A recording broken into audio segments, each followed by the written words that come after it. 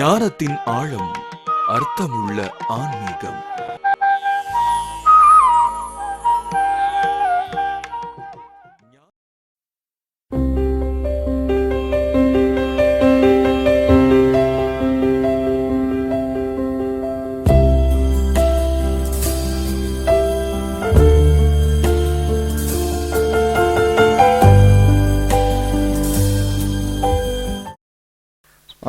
அருள்ஜோதி தொலைக்காட்சி நேயர்களுக்கு வணக்கங்கள். தொடர்ந்து இந்த எளிமையான மருத்துவ குறிப்புகளை நம்ம பார்த்துட்டு இருக்கோம். இந்த மருத்துவ குறிப்புகள்ல செலவில்லாத மருத்துவம் அப்படின்றதுதான் நம்முடைய சப்ஜெக்ட், நோக்கம். ஒரு ஆயிரக்கணக்கிலேயோ அல்லது லட்சக்கணக்கிலேயோ அல்லது நூற்றுக்கணக்கிலேயோ காசை செலவு பண்ணி நோயை நம்ம வளர்த்துக்கிறத விட அதை எளிமையான முறையில கையில கிடைக்கக்கூடிய இயற்கை மூலிகைகளை பயன்படுத்தி இந்த நோயை நம்ம எப்படி தீர்த்துக்கணும் அப்படின்றத நம்ம இப்ப பேசின்னு வரோம். இதுல பாத்தீங்கன்னா பல நோய் குறிப்புகளை, அதற்கான தீர்வைகளை, மருந்துகளை இயற்கை மருத்துவமா நம்ம சொல்லின்னு இருக்கோம். இன்றைக்கு நம்ம பார்க்க போறது யானைக்கால் நோய். யானைக்கால் நோய் அப்படின்னு சொன்ன உடனே நமக்கு ஞாபகம் வர்றது என்னன்னா கொசு. இந்த கொசுக்கடியினால நமக்கு இந்த நோய் பரவுறது அப்படின்றது எல்லாருக்குமே தெரிஞ்ச விஷயம். அந்த கொசுக்கடியினுடைய விளைவுகளால் உண்டாகக்கூடிய இந்த வைரஸ் கிருமிகள், நோய் கிருமிகள் கைகளை பெருசா வீங்க வச்சிரும். கால் பாதங்கள்ல நல்லா பெருசா இவ்வளவு பெருசாக்கிட்டு இவ்வளவு கிணம் இருக்கும். சில நேரங்கள்ல காலை வெட்டி எடுக்க வேண்டிய ஒரு சூழலுக்கு கூட கொண்டு போய் விட்டுரும். இந்த நோயுடைய அறிகுறிகள் என்ன அப்படின்னு பார்க்கும் பொழுது, இந்த முன் பாதங்கள் சற்றே வீங்கும். அந்த வீக்கத்துக்கு அப்புறமா பாத்தீங்கன்னா இந்த இடத்துல ஒரு நீர்க்கோவை ஏற்படும். அதுக்கப்புறம் இந்த இடத்துல ஒரு நெறிக்கட்டல் அல்லது தொடையில ஒரு நெறிக்கட்டல், காலை எடுத்து வைக்க முடியாது, ஒரு கட்டி மாதிரி கிளம்பி ரொம்ப இம்சப்படுத்தும். திடீர்னு அந்த நோய் கிருமிகளுடைய வேகம் பரவும் பொழுது ஃபீவர் வரும். இதனால வரக்கூடிய நோய்கள் எதனாலன்னா மலச்சிக்கல், அதே மாதிரி யூரினல் இன்ஃபெக்ஷன் சொல்லக்கூடிய நம்முடைய சிறுநீர் கழிப்பு தடைப்படுதல், உடல் ஊதறது, ஒரு விதமான கண் எரிச்சல், இப்படி பல பல விஷயங்கள் இந்த நோய் தாக்குதலுக்கு உள்ளானவங்களுக்கு வரும். இத பைலேரியா அப்படின்னு சொல்லி சொல்றாங்க. இந்த நோய்க்கு மருந்து இருக்கா அப்படின்னா ஆங்கில வைத்தியத்துல சர்ஜரி பண்றாங்க. அந்த தேவையற்ற சதைகளை எடுத்து விடும்போது கால் கொஞ்சம் மெலிவது போல் தோற்றம் அளிக்கிறது. ஆனாலும் மறுபடியும் அந்த கால் வீக்கம் வரதான் செய்யுது. இவங்களுடைய கால் உபாதைகளும் இவங்க படக்கூடிய கஷ்டங்களும் சமுதாயத்துல இவங்களுக்கு கிடைக்கக்கூடிய அந்த அங்கீகாரம், மரியாதை குறைவான நிலைகளும் மிகவும் வேதனைப்பட வைக்கக்கூடியது. ஒரு பேண்ட் போட முடியாது, ஒரு வேஷ்டி கட்டின்னு இருந்தாலும் கஷ்டமா இருக்கும். அதை மறைக்கிறதுக்காக பெரிய துணிகளை போட வேண்டியிருக்கும். காலில் செருப்பு அணிய முடியாது, ஷூ போட முடியாது. ரொம்ப கஷ்டமான ஒரு நோய். இந்த நோய்க்கு தீர்வைகள் அப்படின்ற இடத்துல ஏதாவது இருக்கான்னா இல்லைன்றது இன்னி வரையிலும் இருக்கக்கூடிய ஒரு நிலை. ஆனா இந்த நோய்க்கு தீர்வே இல்லையா அப்படின்னும் போது நம்முடைய இயற்கை மருத்துவம் கூறும் பாதை மிக தெளிவான இந்த நோய் தீர்க்கும் முறையை அறிவிக்கிறது. அன்றாடம் நம் கண்களில் புலப்படும், நமக்கு கைகளில் கிடைக்கக்கூடிய சில மூலிகைகளை கொண்டு இந்த விஷ நீரை எடுத்து விடலாம். அதாவது இந்த பாத பகுதி வீங்கும். இதை எப்படி நம்ம ரெக்கவர் பண்ணிக்கிறதுன்னு சொன்னா, நீங்க சாதாரணமா பார்த்திருக்க கூடியது, இந்த பப்புளி பழத்துல இதை கட் பண்ணி எடுத்துடுறோம். பாதியா கட் பண்ணும்போது பாத்தீங்கன்னா இதுக்குள்ள விதை இருக்கும். இந்த பப்புளி விதை பாருங்க, இந்த விதையை சேகரிச்சுக்கணும். இந்த விதை இந்த யானைக்கால் வீக்கத்தை கட்டுப்படுத்தக்கூடிய அற்புதமான மூலிகை. இந்த பழச்சதைகள் இந்த பப்புளி பழத்தை பத்தி எல்லாருக்குமே தெரியும். இதுல கண் பார்வைக்கு தேவையான அனைத்து சத்துக்களும் இருக்கு. அது இல்லாத மலம் இழக்கி, உடல்ல உங்களுக்கு மோஷன் கான்ஸ்டிபியூஷன் என்று சொல்லக்கூடிய மலச்சிக்கல் ஏற்படுமாயின் இந்த பப்புளி பழத்தை தோல் சீவிட்டு இந்த சதைகளை மட்டும் சாப்பிட்டா எப்படிப்பட்ட மலச்சிக்கலும் தீர்ந்துவிடும். அதுலயும் இந்த பைலேரியா, அதாவது யானைக்கால் நோய் பாதிப்படைந்தவர்களுக்கு இந்த பழம் மிக மிக அற்புதமான ஒரு மருந்து. இந்த விதைகளை வேஸ்ட் பண்ண வேண்டாம். இந்த விதைகளை அப்படியே எடுத்து பாருங்க, இந்த விதைகளை எடுத்து வச்சுட்டு இதை தனியா இந்த விதைகளை சேகரிச்சுக்கணும். அதே போல இந்த பப்புளி மரத்துடைய இலை, இந்த பாத்தீங்கன்னா தெரியும், இது பெருசா வளரக்கூடியது. இந்த இலைகள்ல கிள்ளி எடுத்துட்டு இந்த காம்பை நீக்கிடணும். எப்பவுமே இந்த காம்பு எந்த மருந்துக்கும் செட் ஆகாது. பொதுவான மூலிகைகளுடைய தனித்தன்மை இது. இந்த காம்பை கிள்ளி எடுத்துட்டு இந்த இலையையும் இந்த நல்லா வச்சு மிஷின்ல அரைச்சிடலாம். இன்னைக்கு மிக்சி இருக்கிறதுனால அரைச்சிடலாம்.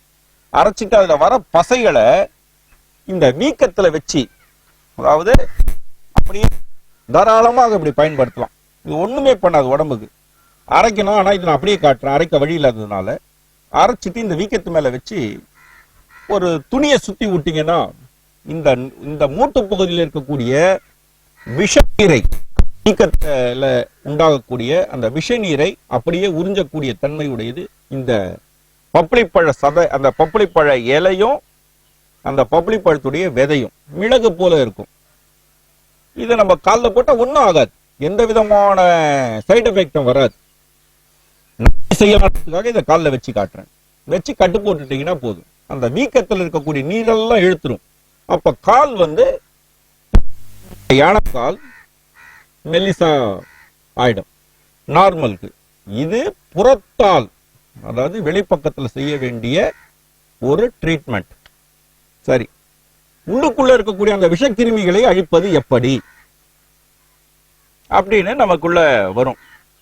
ஏன்னா இந்த விஷ நீர் வெளியேறினா உள்ள இருக்கக்கூடிய அந்த வைரஸ் கிருமியை அழிக்கிறதுக்கு, அதாவது நோய் கிருமிகளை அழிக்கிறதுக்கு நமக்கு சில மருந்துகள் தேவைப்படுகிறது.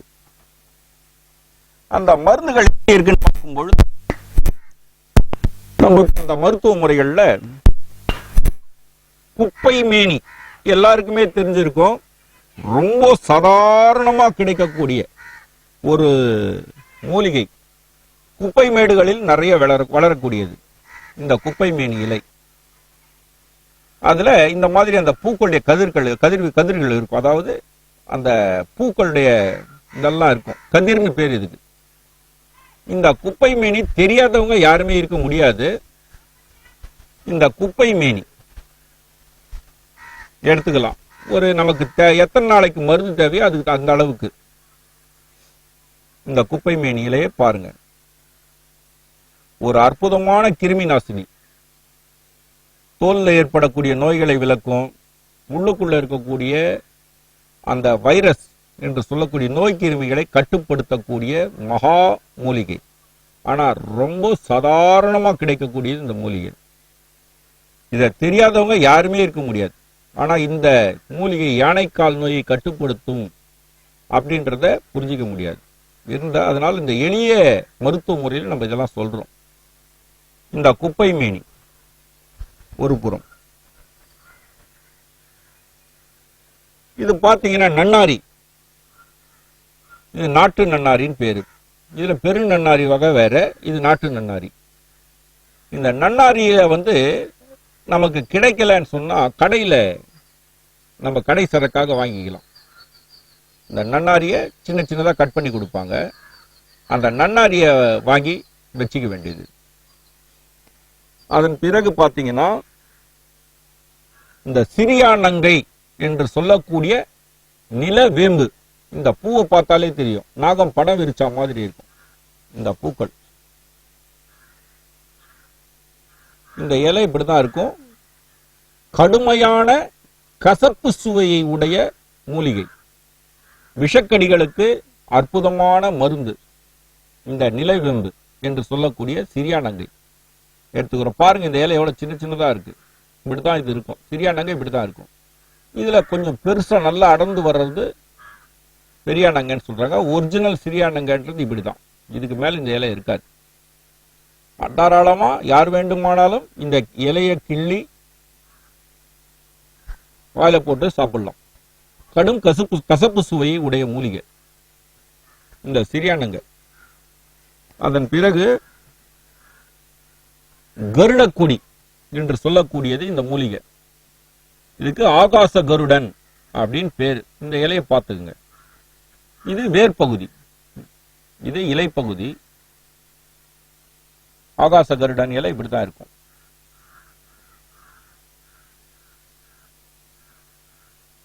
இந்த இலையுடைய வேர்பகுதியில கிழங்கு வரும். ஒரு பூமிக்கு ஒரு கிழங்கு மாறி வளரும்.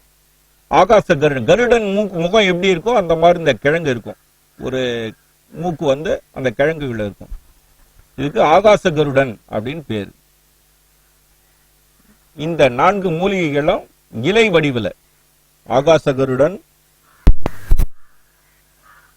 குப்பை மேனி,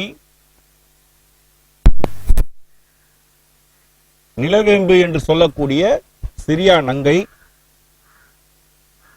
நன்னாரி.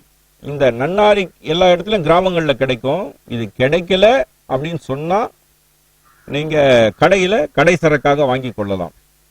இந்த மூலிகைகளை இது கொஞ்சம் நேரடியா சாப்பிட்டோம்னா வாயில போடும்போது கொஞ்சம் நாக்குக்கு ஒரு சுரசுரப்பு சுவையை கொடுக்கும்.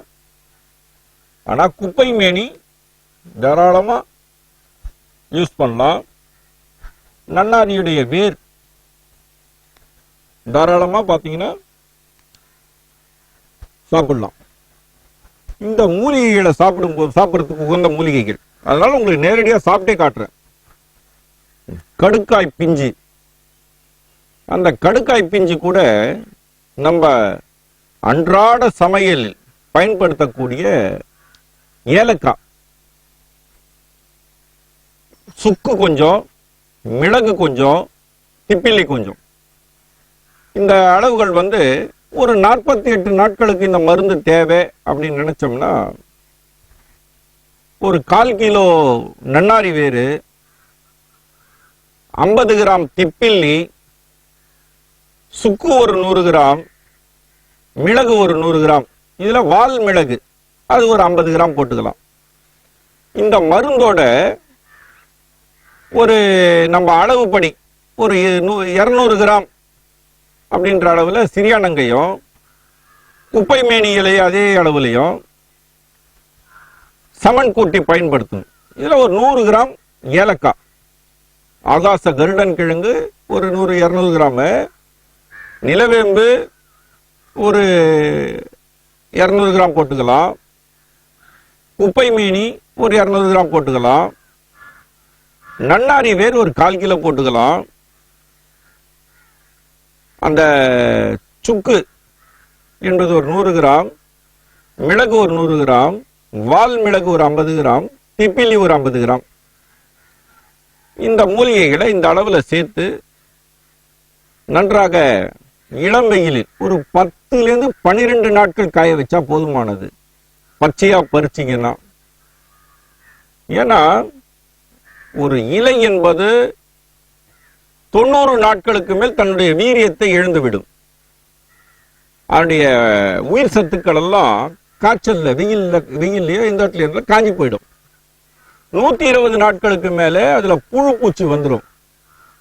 அந்த வீரியம் குறைஞ்சதுனாதான் புழு பூச்சிகள் அதை அண்டும். இயற்கை மருத்துவம் என்று சொல்லக்கூடிய விஷயத்தை பொறுத்த வரையிலும் எந்த மருந்தையும் 90 நாட்களில் இருந்து 120 நாட்களுக்குள் பயன்படுத்தி விட வேண்டும். அப்போ ஒரு 15 நாள் அப்படின்ற இடத்துல இந்த மூலிகையில இளம் காய்ச்சல் போட்டு காஞ்சதுக்கு அப்புறம் எல்லாம் சமன் கூட்டி அந்த காலத்துல கையில இடிச்சாங்க. இந்த காலத்துல அதுக்கான வாய்ப்பு வசதிகள் குறைவாக இருக்கிற காரணத்தினால மிக்சியில கொடுத்து அரைச்சிக்கலாம். அரைச்சிட்டு ஒரு ஸ்பூன், ஒரு டேபிள் ஸ்பூன் சொல்றோம் இல்லையா, அந்த ஒரு டேபிள் ஸ்பூனை காலை, மதியம், மாலை என்ற 3 வேளைகள் தொடர்ந்து பயன்படுத்தின்னு வந்தோம்னா ஒரு 6 அல்லது 8 மாத காலங்களில் இந்த பைலரியா என்று சொல்லக்கூடிய யானைக்கால் வியாதி அடியோடு அழிந்துவிடும். நமது பாதங்கள் அல்லது துடைப்பகுதி, முழங்கால் பகுதிகள் நல்ல அழகோடவும் நார்மல் பொசிஷன் என்று சொல்லக்கூடிய சமச்சீர் நிலையையும் அடையும். இந்த மூலிகை ஒரு 8 மாச காலம் தொடர்ந்து ஒருத்தர் பயன்படுத்துவார்களானால் உடலில் கொசுக்கடிகளாலோ வேறு ஏதோ ஒரு காரணத்தினால் உண்டான அந்த விஷக்கிருமிகள் அடியோடு அழியும். அதன் காரணமாக உடலில் நல்ல பலம், தேவையான ஆரோக்கியம் போன்றவைகள் நிலவும். இந்த ஆகாச கருடன் கிழங்கு நீங்க கொஞ்சம் கிடைக்கிற பொருள் கிடையாதுதான். ஏன்னா அது நிறைய பேருக்கு தெரியாது.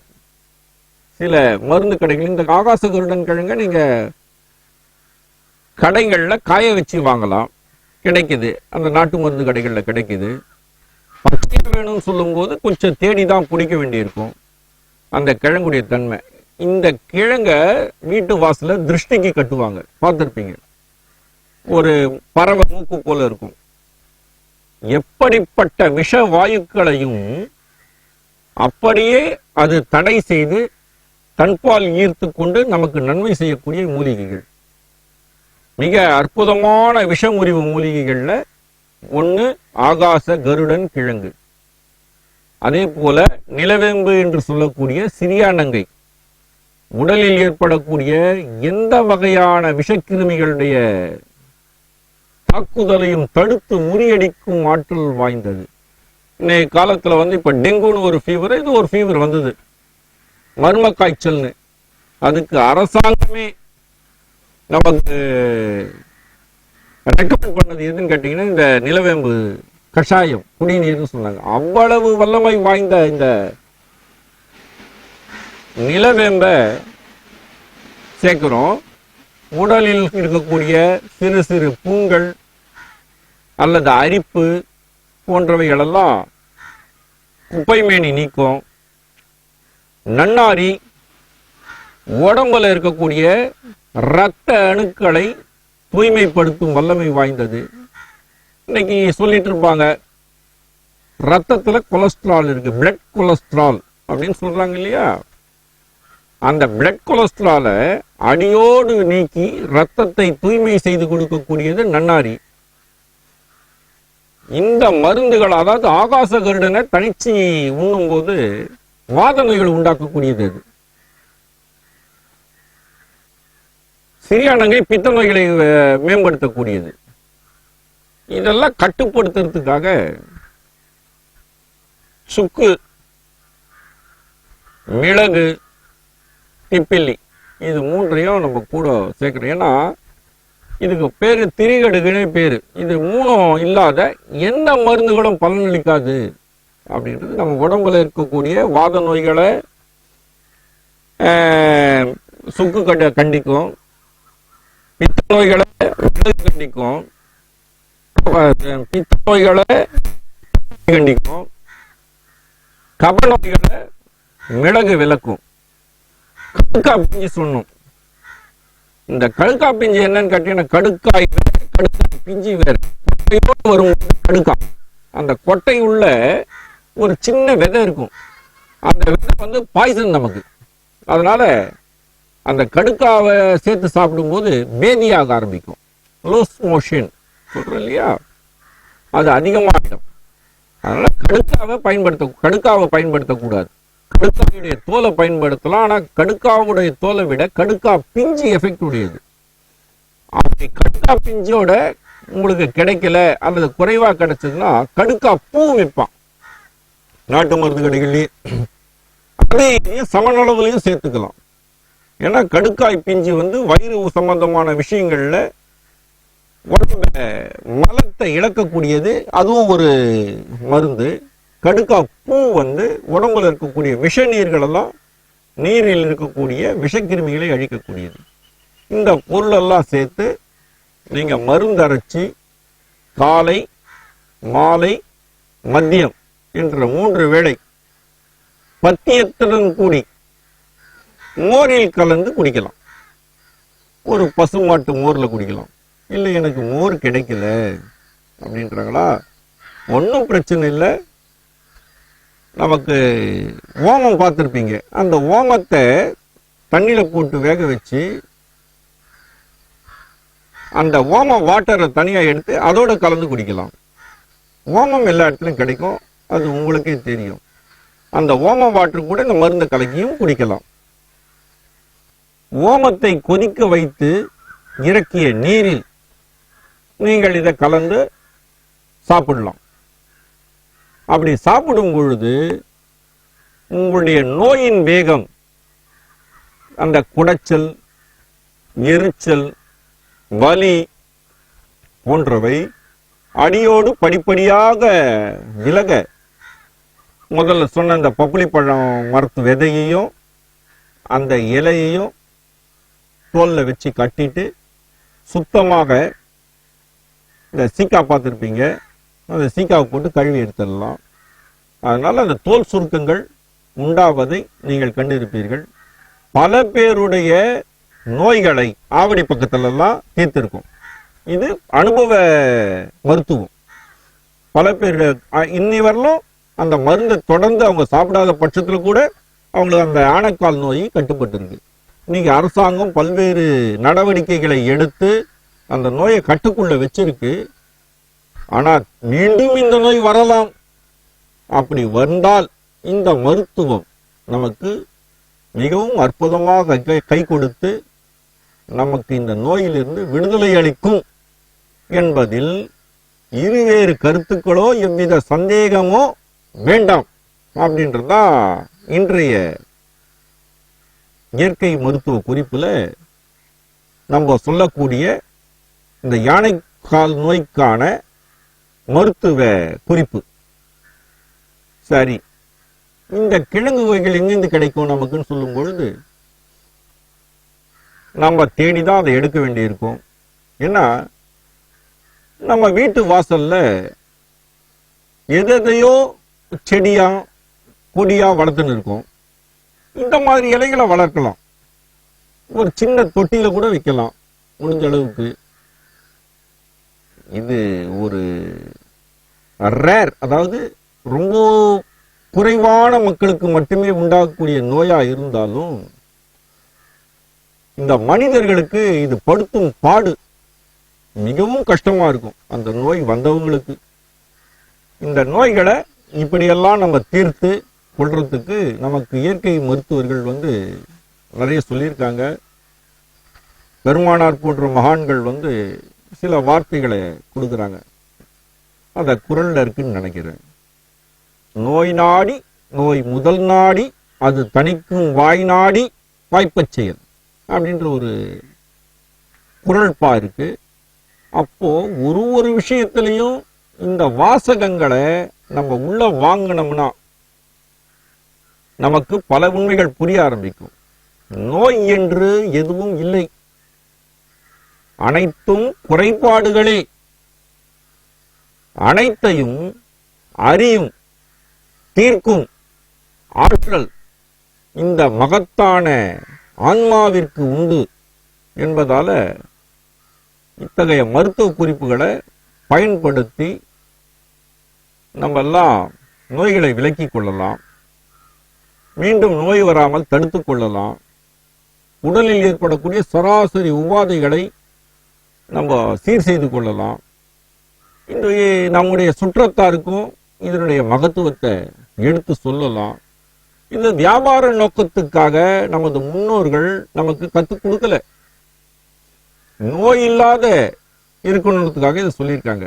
என் பக்கத்து வீட்டுக்காரருக்கு இந்த நோய் வந்ததுன்னு சொன்னா அவரை பார்த்து நான் சந்தோஷப்படுறதை விட அந்த நோய் எனக்கும் வரும்ன்றதை நான் முன்னெச்சரிக்கையா உணர்ந்துக்கணும். மருத்துவம் என்பது இதுதான்.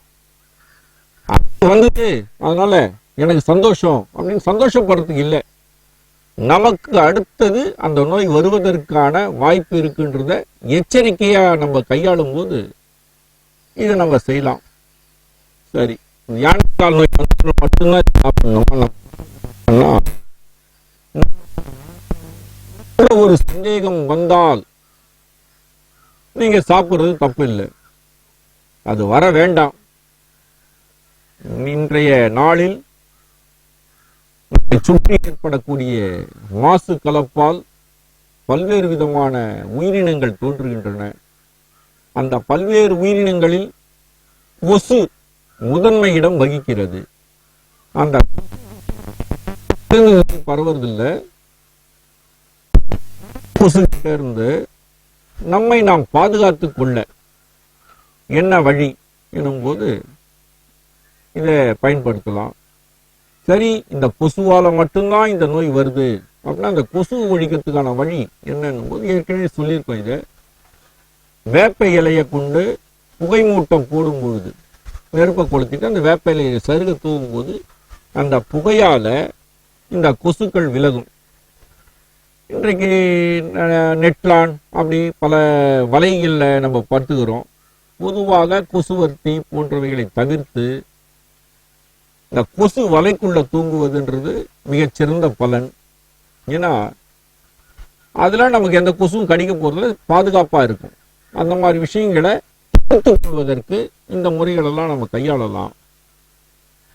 நம்மளை நம்ம பாதுகாத்து கொண்டு இந்த இயற்கையாக கிடைக்கக்கூடிய மருத்துவத்தை பயன்படுத்தி நம்முடைய நோயை நாமே தீர்த்துக் கொள்வதற்கு வழியை நாம் கூறுகிறோம். நமக்கு இந்த வாய்ப்பை கொடுத்த அருள்ஜோதி தொலைக்காட்சி நிறுவனத்திற்கு நம்முடைய நன்றியை தெரிவித்துக் கொள்கிறோம். நன்றி, வணக்கம்.